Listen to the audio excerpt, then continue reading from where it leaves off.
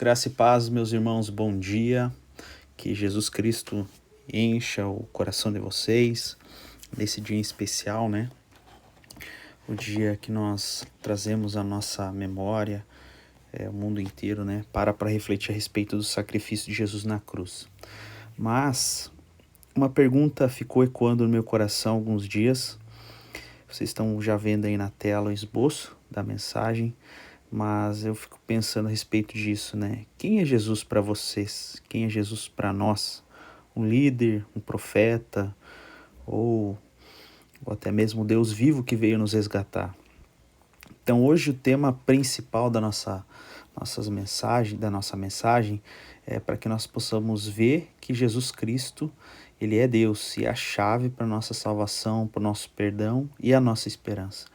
Então nós vamos mergulhar nessa palavra e descobrir essa verdade transformadora aí a respeito desse assunto.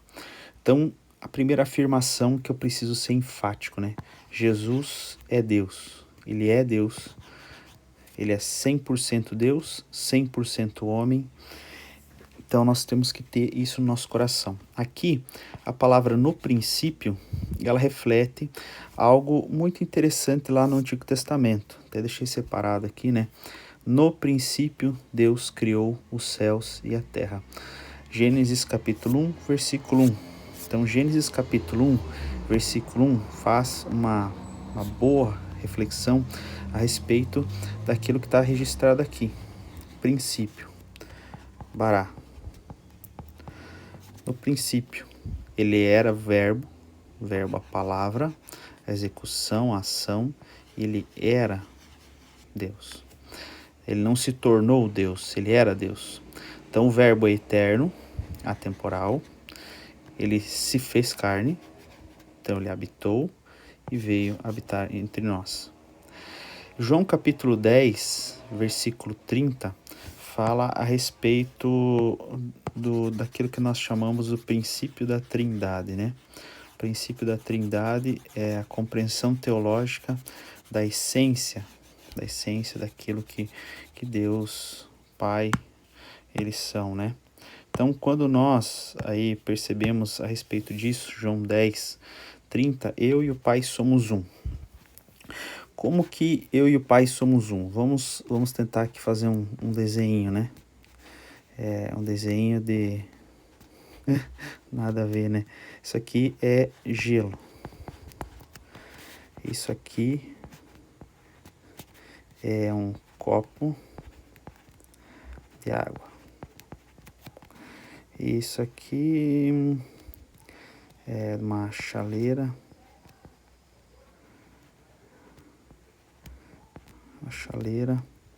Isso aqui é vapor. Esses três estados aqui que a gente chama, né? Estado sólido, líquido e gasoso. São 3 estados, mas tudo isso é... Opa, escrevi errado aqui. Tudo isso é água. H2O. Esses 3 estados podem estar em situações diferentes, né? Sólido, líquido e gasoso, mas todos eles são água. A mesma coisa a respeito de Deus. A gente já expliquei para alguns isso, né?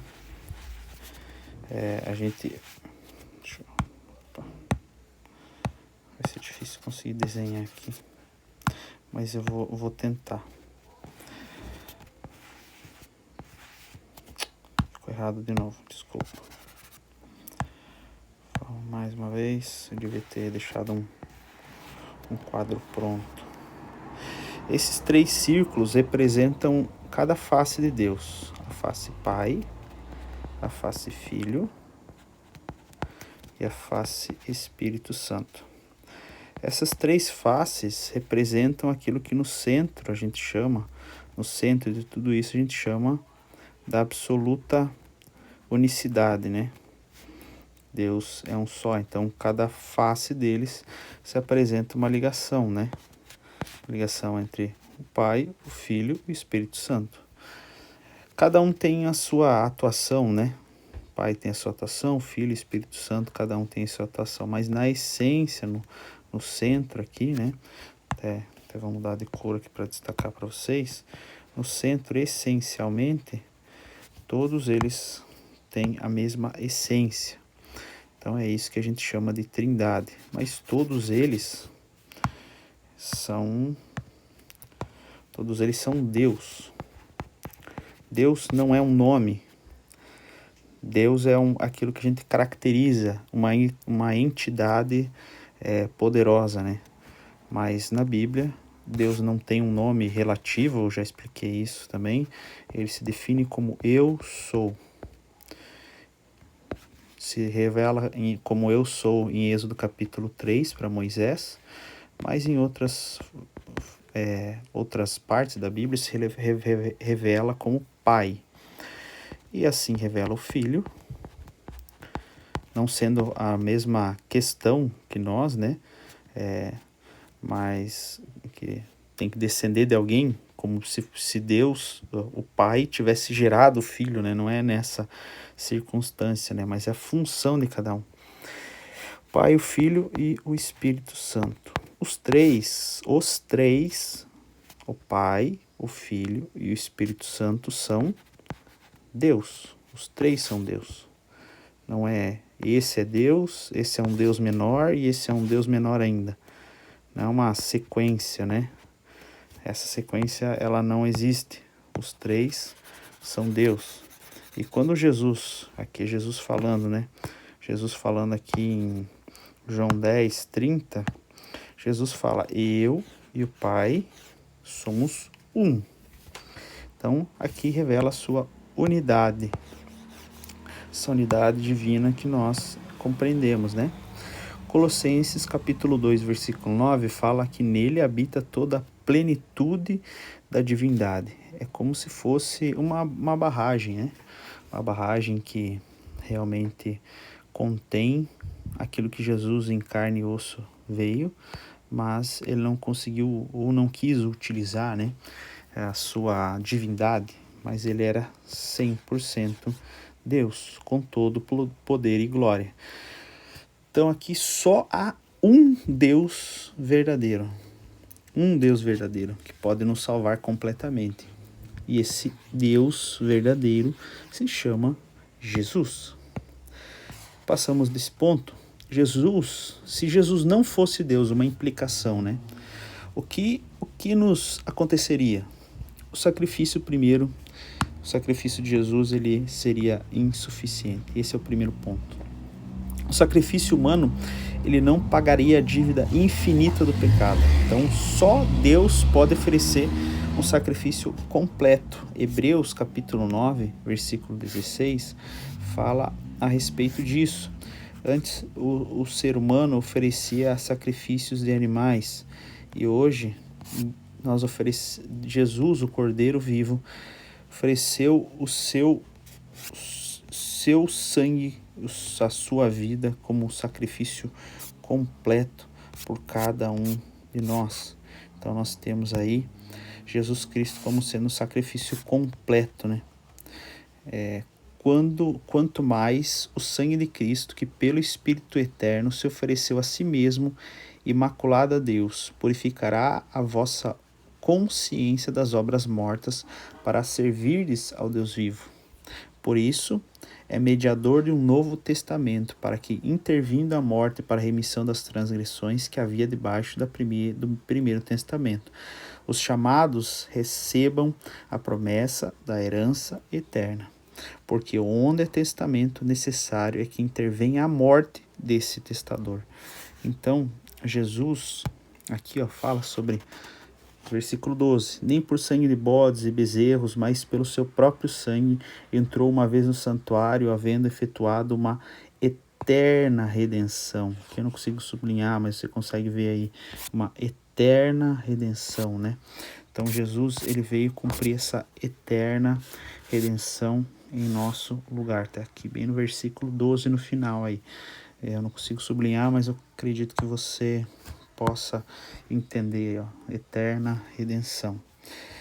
Esse sacrifício de Jesus por nós é essencial para que a gente possa realmente compreender aquilo que Deus fez em nosso lugar. Sacrifício eterno. Sem um perdão pleno, então, em Marcos capítulo 2, no versículo 5 ao 7, Jesus perdoa pecados, algo que só Deus fez. Vamos lá? Marcos capítulo 5, versículo 5, 7. Deixa eu ver se é isso mesmo. Marcos 2, 5 a 7. Tá. Marcos 2, versículo 5, versículo 7. E Jesus, vendo-lhes a fé, disse ao paralítico: Filho, os teus pecados estão perdoados.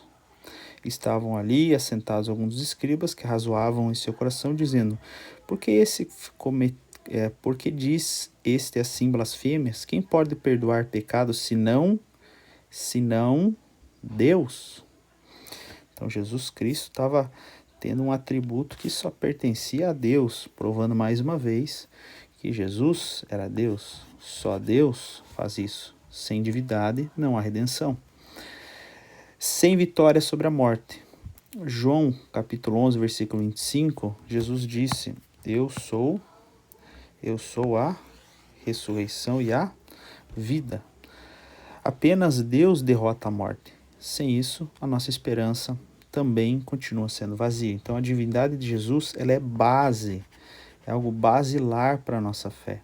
Nós precisamos disso. Sem isso, nós não conseguimos confiar e ter confiança plena na nossa salvação. Nós vamos confiar em nós mesmos, que falhamos todos os momentos, erramos, pecamos e tudo mais. Então, o sacrifício de Jesus, ele é completo. Terceiro ponto, sacrifício e o poder e o perdão de Jesus. O sacrifício de Jesus é perfeito. João 9,14, que nós lemos ali anteriormente. Jesus, como Deus, ofereceu-se a si mesmo, como sem mancha, sem mácula, sem pecado, pagando a nossa dívida para sempre. Então, esse é o perdão completo. Efésios capítulo 1, versículo 7, diz que pelo sangue temos redenção dos nossos pecados. Redenção quer dizer pago. Seu perdão nos reconcilia com o Pai. Porque Jesus, ele é Deus. E podemos viver livres da culpa do pecado através do sacrifício daquilo que Deus fez em nosso favor. E por isso nós temos o nosso coração realmente grato a Jesus. O quarto ponto é sobre a graça, essa graça imerecida. Nós não merecíamos. Nós não precisamos fazer nada em troca. O que nós podemos fazer em troca se nós recebemos de forma gratuita todas as coisas a respeito daquilo que Deus fez? Cristo morreu por nós. Cristo morreu por nós, mesmo nós ainda sendo pecadores. Então, a graça é o amor de Deus nos alcançando sem o nosso mérito. Você não fez nada. Não foi porque você aceitou a Jesus. Não foi porque você pagou o dízimo. Não foi porque você veio para a igreja. Não foi porque você era bom.